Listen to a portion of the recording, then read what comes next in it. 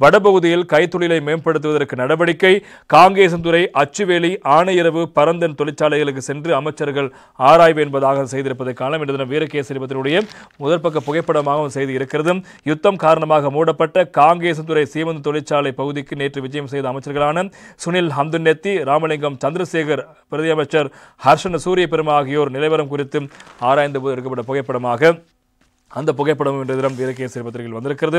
வடக்கு மாகாணத்துக்கு நேற்று விஜயம் மேற்கொண்ட அமைச்சர்கள் அடங்கிய குழுவினர் கைவிடப்பட்ட நிலையில் உள்ள காங்கேசன்துறை சீமெந்து தொழிற்சாலை, அச்சுவேலி கைத்தொழில்பேட்டை, ஆணையரவு உப்பு உற்பத்தி நிலையம் மற்றும் பரந்தன் ரசாயன கூட்டுத்தாபனம், ஒட்டுச்சுட்டான் ஓட்டு தொழிற்சாலை போன்றவற்றுக்கு விஜயம் செய்த நிலைமையில் ஆராய்ந்தார்கள்.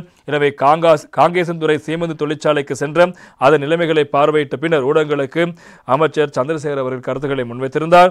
வடக்கு மாகாணத்தில் மூடப்பட்டுள்ள பாரிய கைத்தொழிற்சாலைகளை மீண்டும் திறப்பு தொடர்பில் குறித்த பகுதிகளை கைத்தொழில் வலயமாக மாற்றுவதற்கான சாதக பாதக நிலைமைகளை ஆராய்வதற்காகவே அமைச்சர்கள் குழுவினர் வருகின்றிருக்கிறார்கள். மீண்டும் இப்பகுதிகளுக்கு விஜயம் மேற்கொண்டு கூடிய கவனம் எடுக்கவிருக்கும் என்பதாக தெரிவித்திருக்கின்றார்.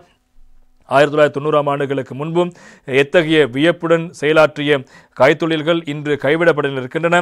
எனவே இங்கு மட்டுமல்லாது இலங்கையில் உள்ள அனைத்து தொழிற்சாலைகளையும் மீள செயற்படுத்துவதற்கான வேலை திட்டத்தை முன்னெடுக்கவிருக்கின்றோம். வடக்கு மாகாணத்தின் கைத்தொழிலை மேம்படுத்தவும் நடவடிக்கை எடுத்திருப்பதாகவும் அவர் நேற்று தினம் தெரிவித்த கருத்துக்களும் முக்கியமாக இருப்பதை நாங்கள் காணலாம்.